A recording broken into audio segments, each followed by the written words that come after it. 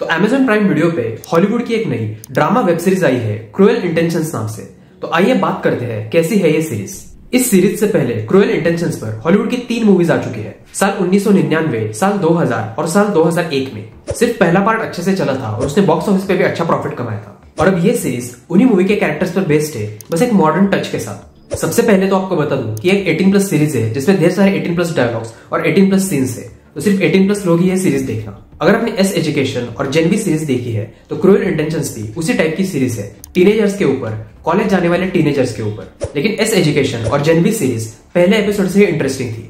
उन सीरीज में 18+ सीन्स के साथ पहले एपिसोड से ही स्टोरी अच्छी थी। लेकिन क्रूएल इंटेंशंस में आपको तीसरे एपिसोड तक पेशेंस रखना पड़ेगा।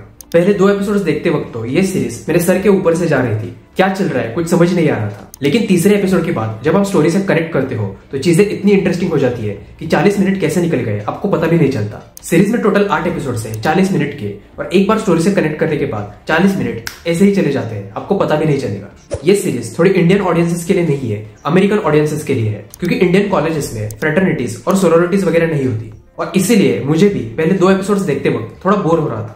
लेकिन आपको पहले 2 एपिसोड्स देखते वक्त बोर ना हो, इसके लिए मैं आपको कुछ चीजें समझा देता हूँ। तो अमेरिका के कॉलेजेस और यूनिवर्सिटीज में कुछ सोशल क्लब्स होते हैं। बॉयज के सोशल क्लब्स को फ्रेटर्निटीज कहते हैं और गर्ल्स के सोशल क्लब्स को सोरोरिटीज।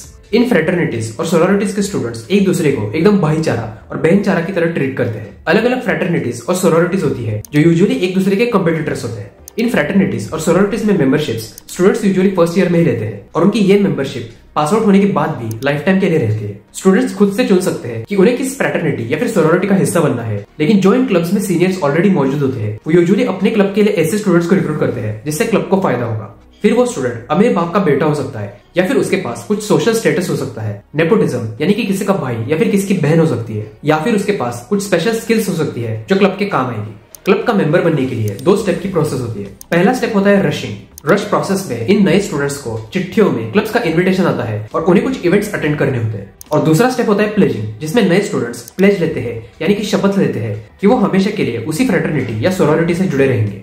तो इससे आपको आइडिया आ गई होगी कि फ्रेटर्निटी और सोरोरिटी क्या होती है और इसे स्टूडेंट्स कैसे ज्वाइन करते हैं। कॉलेजेस में बॉयज के सोशल क्लब्स को फ्रेटर्निटी और गर्ल्स के सोशल क्लब्स को सोरोरिटी। ओके, ये फ्रेटर्निटीज और सोरोरिटीज हमने अमेरिकन पाई की मूवीज में भी देखी है। अमेरिकन पाई नेकेड माइल और अमेरिकन पाई बेटा हाउस, जो अमेरिकन पाई के 5th और 6th पार्ट है, इन मूवीज में हमने ये चीजें देखी है। लेकिन उन मूवीज में ज्यादातर बॉयज की फ्रेटर्निटीज दिखाई गई थी और उनके बीच का मुकाबला। लेकिन क्रूएल इंटेंशंस सीरीज में सोरोरिटी वाला पार्ट ज्यादा दिखाया गया है, यानी कि गर्ल्स वाला पार्ट। बॉयज वाला पार्ट भी है लेकिन गर्ल्स वाला पार्ट ज्यादा है, जिससे हम स्टार्टिंग में इतना ज्यादा रिलेट नहीं कर पाते। ऑल्सो गाइस, इस सीरीज में एक इंसिडेंट दिखाया है जिसे हेजिंग इंसिडेंट कहा गया है, जिसे आप रैगिंग की तरह समझ सकते हो, जो यूजुअली सीनियर्स जूनियर्स के ऊपर करते हैं। ऑल्सो गाइस, अमेरिका में डाइवोर्स रेट्स काफी हाई होते हैं और लोग दूसरी तीसरी शादियां बहुत ही कैजुअली कर लेते हैं। तो इन दूसरी या फिर तीसरी शादियों के बाद अगर पेरेंट्स के पहले से बच्चे हो तो वो एक दूसरे के स्टेप सिबलिंग्स बन जाते हैं, लाइक स्टेप ब्रदर या फिर स्टेप सिस्टर।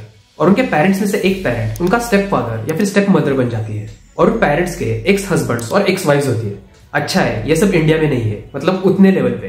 तो अब आपको ये सीरीज देखने के लिए लगने वाली सभी बेसिक चीजें पता चल गई होगी, और आप इंडियन होने के बावजूद ये सीरीज देख सकते हो और समझ सकते हो। मुझे ये चीजें इतनी पता नहीं थी, लेकिन आपको सीरीज देखते वक्त बोर ना हो और कोई दिक्कत ना आए, इसलिए मैंने थोड़ी रिसर्च करके आपको बेसिक चीजें समझा दी है। तो अब मैं आपको इस सीरीज की बेसिक स्टोरी बताता हूँ। तो सीरीज के अंदर कहानी दिखाई गई है अमेरिका के मैनचेस्टर कॉलेज में पढ़ने वाले 2 स्टेप सिबलिंग्स की, जिनका नाम होता है कैरोलाइन और Lucian.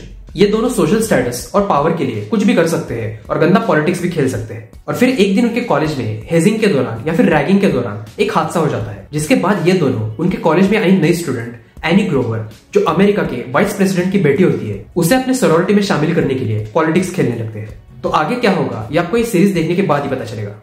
It's about getting what we want. And trust me, I always get what I want. Dear sister? Step sister. आपने स्कूल में मैथ्स और साइंस पढ़ते वक्त कुछ ग्रीक सिंबल्स देखे होंगे, जैसे कि alpha, beta, gamma, delta, sigma, phi, pi, psi, epsilon, zeta, theta, lambda, omicron, omega. तो इस सीरीज में 2 अपोजिंग सोरोरिटीज दिखाई गई है। एक का नाम होता है डेल्टा फाई पाई, जिसकी लीडर होती है कैरोलाइन, और दूसरी सोरोरिटी का नाम होता है सिग्मा। तो जैसा कि मैंने पहले कहा, ये सीरीज देखते वक्त आपको पहले 2 एपिसोड्स के लिए थोड़ा पेशेंस रखना पड़ेगा, और फिर तीसरे एपिसोड से आप इस सीरीज से हुक्ड हो जाओगे और आप पूरी सीरीज देख लोगे। एक बार स्टोरी से कनेक्ट करने के बाद टाइम ऐसे जाता है। सीरीज में एक भी कॉन्वर्सेशन बोरिंग नहीं है, सारे कॉन्वर्सेशंस मेन स्टोरी से कनेक्टेड है, तो आपको सारे एपिसोड्स पूरे देखने पड़ेंगे। सीरीज में सभी एक्टर्स ने अच्छी एक्टिंग की है। सीरीज में सीसी नाम के कैरेक्टर की एक्टिंग स्टार्टिंग में मुझे थोड़ी अजीब लगी, लेकिन बाद में उसी के डायलॉग्स पर मुझे सबसे ज्यादा हंसी आई एक कॉमेडी सीन्स में। उसने एक्चुअली अच्छी एक्टिंग की है। जिस एक्ट्रेस ने कैरोलाइन का कैरेक्टर प्ले किया है उसने एकदम सडल एक्टिंग की है। लाइक वो कभी बहुत ज्यादा एक्सप्रेशंस नहीं देगी, एकदम छोटे छोटे एक्सप्रेशंस, फेस से सडल एक्सप्रेशंस। और जैसे द बॉयज सीरीज में कार्ल अर्बन या फिर बिली बूचर का स्मर्क फेमस हो गया था, वैसे ही इस सीरीज में लुशियन नाम के कैरेक्टर का स्मर्क फेमस होने वाला है। स्मर्क यानी कि स्माइल ही होती है, लेकिन थोड़े एटीट्यूड में, थोड़े प्राइड में। खुद के अचीवमेंट्स के बाद आप एटीट्यूड में जैसे हल्की सी स्माइल देते हो फोटो के एक साइड से, उसे स्मर्क कहते हैं। मुझे पॉलिटिक्स में बिल्कुल इंटरेस्ट नहीं है, लेकिन इस सीरीज में कॉलेज पॉलिटिक्स देख के मजा ही आ गया। जिस सीरीज को मैं दूसरे एपिसोड के बाद बंद करने वाला था, वो सीरीज मैंने पूरी देखी और मुझे पसंद भी आ गई। और मेरे लिए अंत भला तो सब भला होता है, यानी कि मूवी या सीरीज की एंडिंग अच्छी होनी जरूरी है। और इस सीरीज के एंडिंग में जब किसी के तो लैपटॉप पे नोटिफिकेशन बजती है और जब आप खुद से समझते हो कि क्या हुआ है, वो वाला सीन कड़क। मैं इस सीरीज को दूंगा 9 आउट ऑफ 10 की रेटिंग। मैंने ये सीरीज इंग्लिश में देखी, लेकिन आपको अच्छी हिंदी डबिंग के साथ भी मिल जाएगी Amazon प्राइम वीडियो पे। आज के लिए बस इतना ही। अगर आपको वीडियो अच्छी लगी हो तो वीडियो को लाइक और चैनल को सब्सक्राइब जरूर कर देना। मैं मिलता हूं आपसे अगली वीडियो में, तब तक के लिए बाय बाय, सी या, टेक केयर।